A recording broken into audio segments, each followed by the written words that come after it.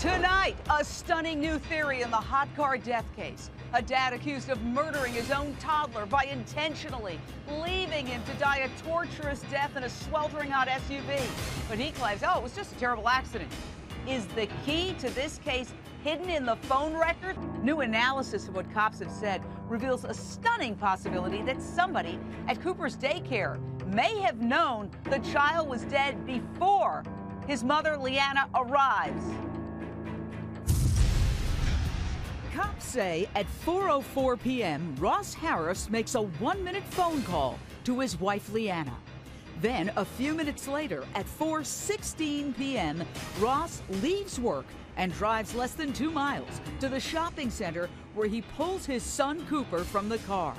A witness named Anthony starts doing CPR on the boy. Anthony started CPR. When Anthony started CPR on the defendant's son, what did the defendant do? When Anthony started, the defendant stood up, walked to the other side of the vehicle, and got on his phone. What did they say he was doing on the phone? He stated he was telling somebody on the phone that his child had died. And when you spoke with the defendant, what did he say about actually speaking to somebody on the phone? And he stated he had not gotten anybody on the phone. Have you reviewed preliminarily his phone logs? I have. What did those reflect? They reflected 3 phone calls. Cops say Ross lied to them when he claimed he wasn't talking to anyone, noting phone logs show 3 calls. One looks like a missed call to Leanna. The second is to the Home Depot Corporate Center's main number. Then the third call is through the corporate center to toddler room 5 at the Little Apron Academy where Cooper went to school. And that call goes on for 5 to 6 minutes. The officer is stating that he was actually talking to somebody on the phone. Correct. Did you confront him with this when he said that he was not talking to anybody? I did. And what did he say? He said he wasn't talking to anybody on the phone. At 4:51 p.m., Leanna Harris arrives at Cooper's school to pick him up. Straight out to the lion's den. Wendy Murphy, former prosecutor, will start with you because you raised this theory on our show last week. Why is the dad lying about having a 6-minute phone call? And who is he talking to at the daycare? And why wouldn't they then tell the wife when she shows up at 4:51, hey, your husband called, your son's dead? You know, I think this is probably the most important part of the case. So here you have a father at the scene, not only making phone calls, which is weird enough because one of them was not to 911, but making phone calls first to his wife. I'm not clear what he said, if anything, to his wife, but some people at the scene said he was overheard saying, "Our son is dead." Missing for 17 days. Missing Marine wife who's also 3 months pregnant. I hope she's out there, and I hope she can see this. Police say her disappearance is suspicious. We know that she is out there. One of the last people to see her before her disappearance get into a red sedan with a man inside. She wanted to get out of the car and said, "I don't want to be in this car." She willingly could. When was the moment when you said, aha, I think I saw this missing woman?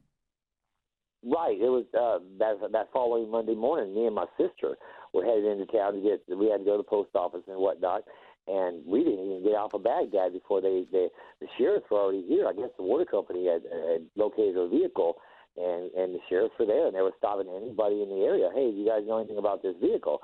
And it's right in our backyard. So, I mean, yeah, I noticed it when I did. My sister noticed it when she did. You know, again, Monday morning, the car wasn't even moved. It wasn't even in the same spot. When I want to get to that, Michael. So what you're saying is you saw her get out of her blue Toyota Corolla? I did see a woman. I said, like you said a second ago, I couldn't tell for certain it was her, but I did see a woman with the ball cap on, with glasses on, get out of that blue vehicle. But specifically get out of the blue car and get into the mystery red car. Yeah. Sandra Bullock had a rude awakening. According to the Los Angeles Police Department, an intruder broke into her home. This is a pretty secure place, so it's a shame that, anybody would be subject to this kind of intrusion. Oh, gosh. I mean, this is creepy beyond creep. I mean, we should start calling him Creeper McCreeperson. She's such a friendly star, too. She never gets into trouble. Oh, yeah, she had that guy once, you know who I'm talking about. Jesse James, I think was his name. I think that was her ex, right? I mean, but she's such a nice person. Oh, she is a sweetheart. And there was actually an alleged stalker who tried to run over her ex-husband back in the day.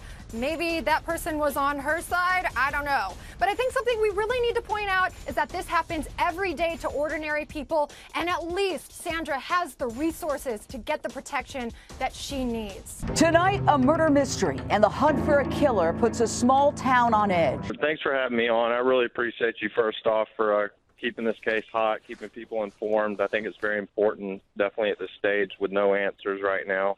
This mystery person they asked you about, was this a possible dating relationship? I honestly don't know. I can tell you if you're wanting to go back and talk about previous exes, the timeline might be a little off there, but the guy that I knew of, she started dating years ago after she had moved down here. He's definitely not a suspect. He's a really good guy. I know him personally. He's not even to talk about in this situation.